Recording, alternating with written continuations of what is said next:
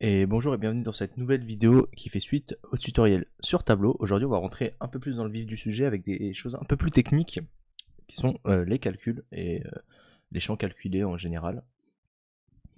Alors comment on fait des calculs sur Tableau? Si vous avez utilisé Excel, c'est à peu près pareil. Vous voyez que là on a des tables, ok? Donc pour que ce soit un peu plus intuitif, on va faire ça, ça, ça. Voilà. Là, j'ai une sorte de mini database avec nos subcatégories, les profits générés et les ventes. Ok. On va, hop, comme ça, c'est classé. On voit que sur les copiers, on a vendu 150 000 et on a fait 55 000 de bénéfices, enfin de profit plutôt. Et ici, les tables, on voit qu'on perd 17 000. Donc, c'est pas très rentable. Bref, comment on fait des calculs? Ici, on a nos tables. Alors, on peut faire soit un clic droit ici, créer un champ calculé, soit un clic droit sur une mesure qui nous intéresse, typiquement profit, et faire créer champ calculé. Ok, ça c'est la fenêtre qui s'ouvre.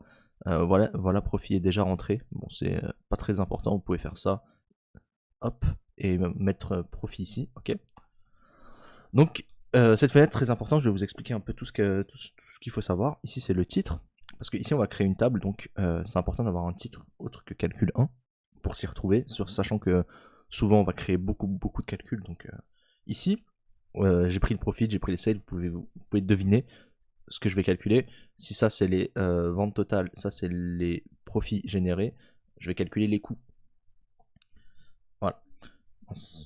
Hop. Tac. Ici, là c'est pour fermer, donc ici c'est pour rabattre ce menu, le menu très important des fonctions. Donc ici c'est toutes les fonctions que Tableau propose. Évidemment vous pouvez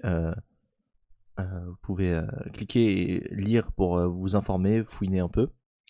Ici on a un petit menu de sujets, de catégories de fonctions. Donc si vous voulez des fonctions logiques, vous allez dans logique, vous les avez. Et ici, on a la recherche. Par exemple, moi c'est somme qui m'intéresse et je vois que j'ai trois fonctions qui peuvent me permettre, enfin, qui incluent le nom somme, donc qui doivent faire des sommes. Et voilà. Donc ça c'est pour rechercher. Maintenant, si vous êtes avancé, vous les connaîtrez toutes. Et c'est ici qu'on va travailler. Donc, il faut écrire. Et normalement, tableau autocomplète. Et on va beaucoup utiliser l'autocomplétion de tableau. Typiquement, si j'écris SU, il me dit ah, tu parles de ta subcatégorie à gauche ou tu me parles de la somme. Et là, avec les flèches, on va jouer et on va appuyer sur entrée, somme. Voilà, comme ça, la syntaxe se met automatiquement. La somme de j'écris SA, voilà, il comprend direct que c'est sales. Hop, pas la peine d'écrire parce qu'il faut écrire exactement crochet, sales, crochet. Et nous, on n'a pas le temps. Donc, si vous écrivez sales sans les crochets, il ne comprend pas que c'est une table ici. Voilà, on a nos sales et moi, ce que je veux faire, c'est que je veux soustraire les profits à nos sales pour calculer le coût. Donc hop, on refait pareil, SU. Bon, pour le somme, on peut l'écrire, ok, même si c'est plus facile de faire entrer, ou tab d'ailleurs, tab marche aussi.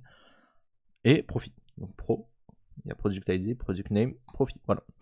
Donc là, j'ai mon coût qui est calculé. Je fais OK. Et on voit ici que la table coût s'est affichée dans mes mesures.